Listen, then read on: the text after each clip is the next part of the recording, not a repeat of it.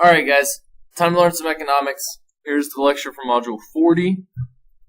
Alright, in this module we're going to talk about what long-run economic growth looks like with the production possibility curve and what it looks like with the long-run aggregate supply curve.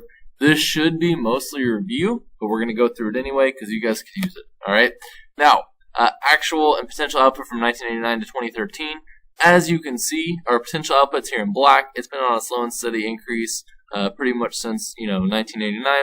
However, there have been periods of time where we've fluctuated around the actual output, where we've been either below or above or below, slightly above, way below. Now we're probably getting back to the point where we continue this out, where we're just getting back to our potential output in 2019.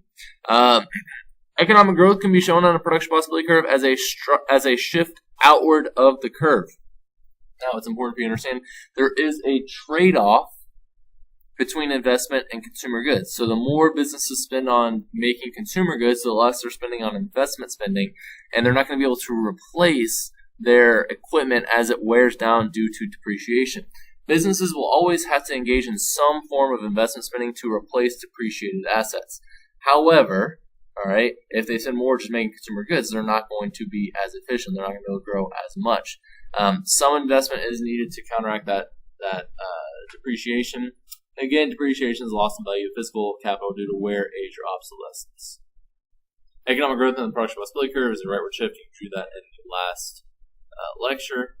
The trade-off between investment and consumer goods. So as you see, the more consumer goods an economy produces, the less money they're spending on investment. If they're investing too much, though, they're not making any consumer goods. So there is that trade-off, that balance that companies generally want to find. Long-run economic growth in the aggregate demand aggregate supply model. Recall the aggregate demand aggregate supply. The long-run aggregate supply curve shows the relationship between the aggregate price level and the quantity aggregate output when all prices are flexible, aka the potential real GDP. Increases in potential output are reflected in a rightward shift of the long-run aggregate supply curve. Decreases in potential output are reflected in the leftward shift of the long-run aggregate supply curve. Pretty straightforward, pretty simple, not a whole lot to it. Here's what that looks like. You got a long-run aggregate supply curve shifting to the right. That means that potential real GDP is growing. And so what that means is, that the economy could make more stuff. Okay? Pretty simple, pretty straightforward. Don't be confused with these short-run fluctuations. So the points along the production possibility curve are achievable if all of an economy's resources are used efficiently. If the economy experiences macroeconomic fluctuations due to a recession, production falls within the production possibility curve, so it's not quite on that line. Long-run growth will appear as an outward shift of that curve.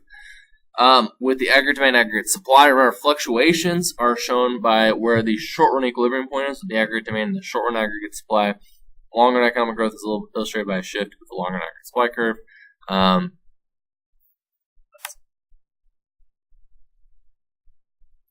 That's all you need to know. That was a short, sweet lecture to the point. Hope you have a good rest of your day. I'll see you guys in the next class.